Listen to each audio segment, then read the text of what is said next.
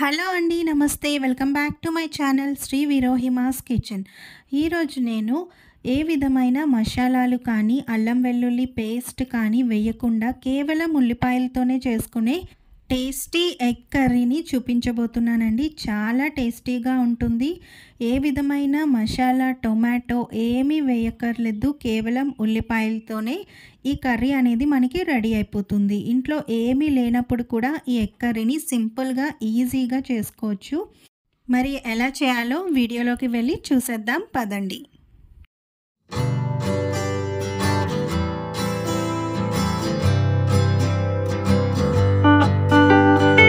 ముందుగా ఈ egg curry కోసం నేను 6 ఎగ్స్ తీసుకుంటున్నానండి. 6 ఎగ్స్కి 6 ఆనియన్స్ని అయితే తీసుకుంటాను.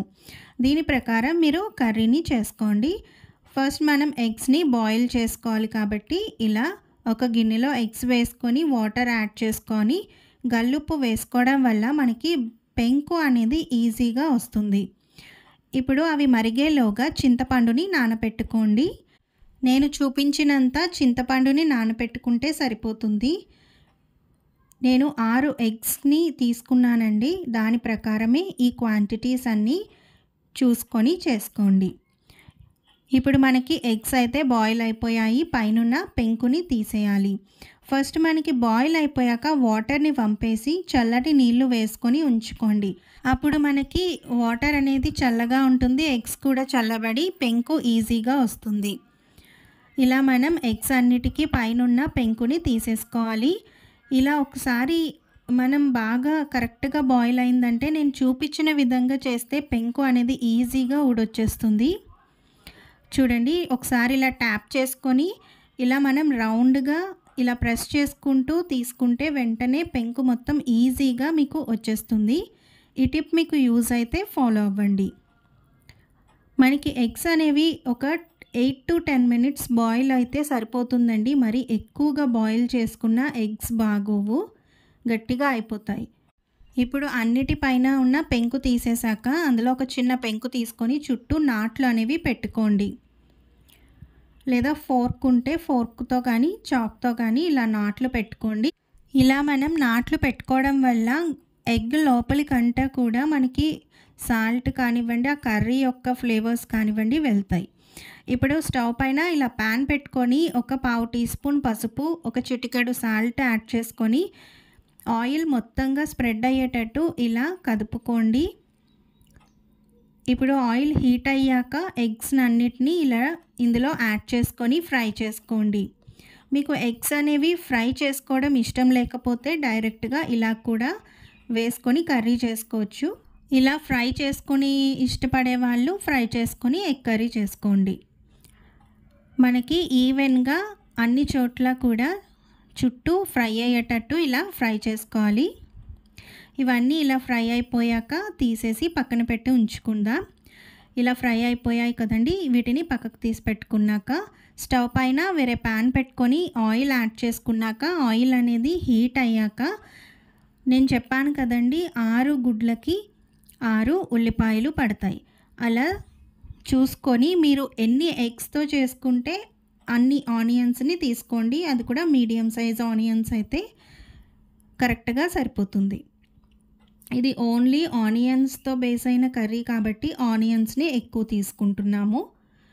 ఇప్పుడు మనం కట్ చేసి పెట్టుకున్న ఆనియన్స్ని వేసేసి కొంచెం పసుపు, మగ్గడానికి సరిపడా సాల్ట్ యాడ్ చేసుకొని బాగా మిక్స్ చేసుకోండి. అలానే మీరు తినే కారానికి తగినట్టు పచ్చిమిరపకాయలని వేసుకోండి. అలానే 2 రెమ్మల కరివేపాకును కూడా వేసుకొని మొత్తంగా ఇలా కలుపుకోండి. ఆనియన్స్ అనేవి మనకి టోటల్గా మగ్గిపోవాలండి, ట్రాన్స్లూసెంట్గా అవ్వాలి. వాటిలో ఉన్న వాటర్ని అంతా బయటకి రిలీజ్ చేసి అదంతా ఆవిరయ్యేంత వరకు ఫ్రై చేసుకోవాలి. మనకి ఆనియన్సే మెయిన్ కాబట్టి వాటిని కరెక్ట్గా మగ్గించుకున్నాక కారాన్ని యాడ్ చేసుకోవాలి.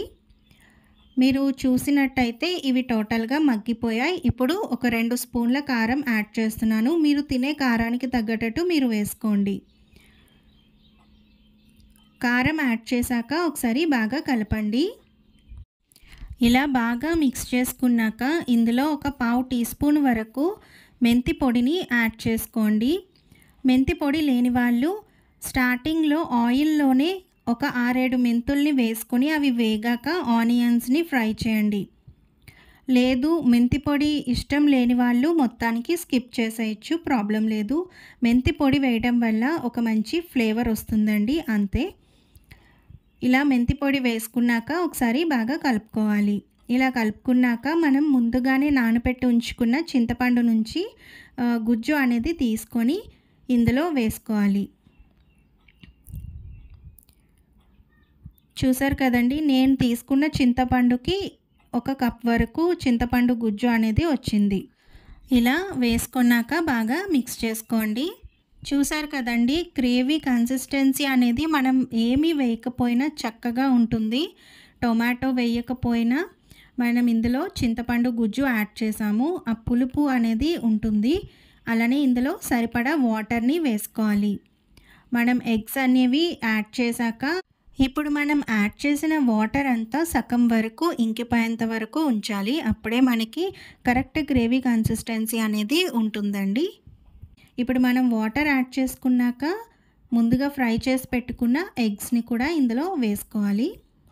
వేసుకొని ఒకసారి బాగా మిక్స్ చేసుకోండి. ఇప్పుడు మనకి ఇదంతా బాగా మరగాలండి. ఒక 5, 6 నిమిషాల వరకు మరిగించుకోవాలి. అలా మరిగించుకున్నాక ఇందులో సాల్ట్ అనేది చూసుకొని అడ్జస్ట్ చేసుకోండి. సరిపోకపోతే సాల్ట్‌ని యాడ్ చేసుకోండి. మనకి ఉల్లిపాయల్లోని సహజంగా స్వీట్‌నెస్ అనేది ఉంటుందండి. అందులోనూ మనం ఎక్కువ ఆనియన్స్‌ని యాడ్ చేయడం వల్ల కరెక్ట్‌గా ఉంటుందన్నమాట కర్రీ అనేది. మనం చింతపండు వేసినా కూడా అంత పులుపు అయితే అనిపించదు. జస్ట్ మనం ఆ స్వీట్‌నెస్‌ని కట్ చేయడానికి మాత్రం కొంచెం చింతపండుని వేసాము. లేదు మాకు స్వీట్‌గా ఇంకా కావాలి అని అనుకుంటే ఒక చిన్న బెల్లం ముక్కని వేసుకోండి. లేదు ఇంకా పుల్లగా కావాలి అని అనుకుంటే ఎక్స్ట్రాగా చింతపండుని కూడా వేసుకోవచ్చు. ఈ కర్రీని మీరు ఎలా కావాలంటే అలా అడ్జస్ట్ చేసుకోవచ్చు. ఇలా మూత పెట్టుకొని ఒక 5, 6 నిమిషాల పాటు ఉంచేసి మళ్ళీ మూత తీసి ఒకసారి కలుపుకుంటూ మళ్ళీ మూత పెట్టి 5, 6 నిమిషాలు ఉంచాక మనకి టోటల్‌గా ఆయిల్ అనేది పైకి తేలి చక్కగా గ్రేవీ కన్సిస్టెన్సీ అనేది పర్ఫెక్ట్‌గా మంచి కలర్‌లో ఉంటుందండి.